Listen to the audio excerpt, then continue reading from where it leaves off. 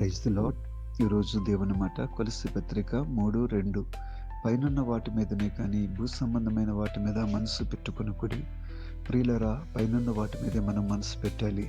యేసుక్రీస్తు ప్రభు మరణాన్ని జయించి తిరిగి లేచిన వాడే తండ్రి కుడి పార్శ్వమున ఆసీనుడై ఉండి మన కోసం విజ్ఞాపనం చేస్తూ ఉన్నాడు. మనము క్రీస్తుతో కూడా లేపబడిన వారమైతే పైనున్న వాటి మీదే మనసు పెడతాం, పైనున్న వాటినే వెతుకుతాం.